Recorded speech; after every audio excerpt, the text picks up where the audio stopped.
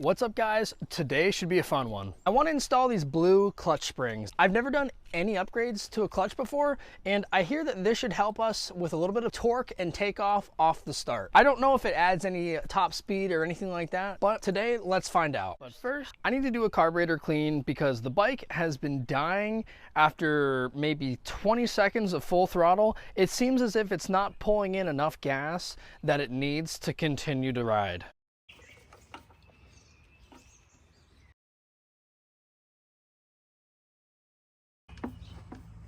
All right, we got the carburetor all clean. Now let's take it for a test ride, make sure that it's not gonna die anymore, and then we can install our clutch springs.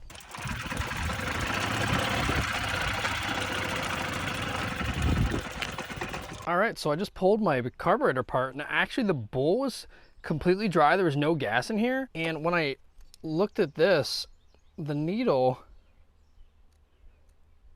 isn't really doing anything. All right, so I adjusted the float height and now we got a lot more play in it. So let's see if that makes a difference.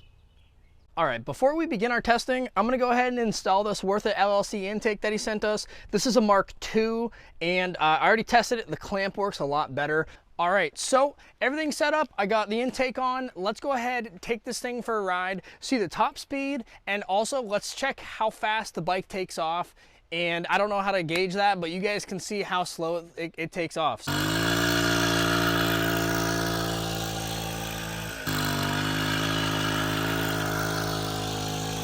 All right, so top speed of this bike so far is 34.3 miles per hour. I'll put kilometers over here, I think. As you guys can see, the takeoff is not good. Now let's go ahead and install these clutch springs and see if anything changes at all.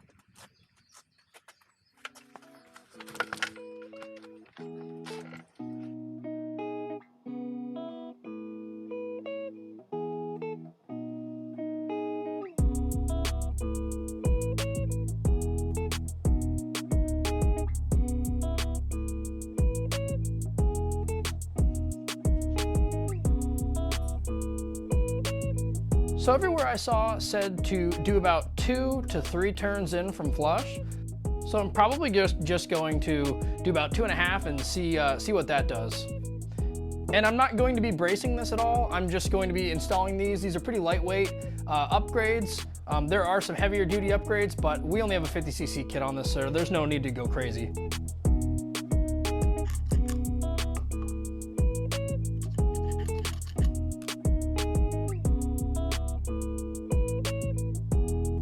All right, so as far as I can tell, that's pretty flush there. Don't really hit anything. I'm going over it on either side. Go ahead and turn these 2.5 in, and we'll see what kind of improvement that has. All right, so I saw how far 2.5 is, and I'm just gonna do 2 turns in, just because I have never really done this before, and if we need to adjust it again, we'll do that later. What do you guys think?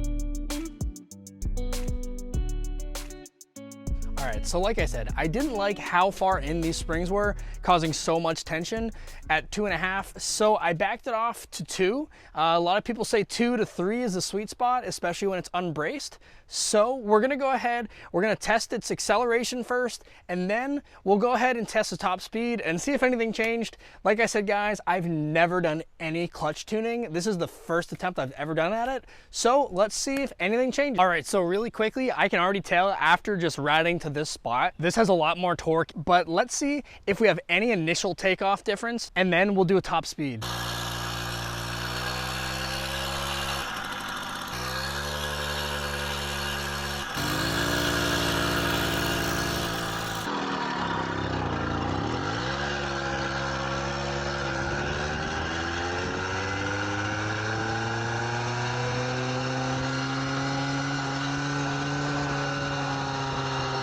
after installing the springs, I cannot believe it, guys. We got over 4 miles per hour more top speed now. It did 38.5 miles per hour, and that's insane. I was not expecting any top speed change, so I'm super happy with this upgrade. I am always going to be adding blue springs, at least from now on.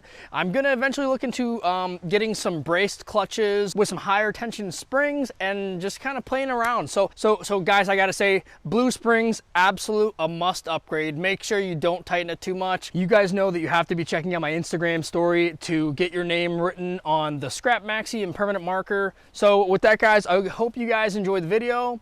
These springs are a must for anybody trying to get a little bit more speed and a little bit more torque out of their bikes. And I'll see you guys next week.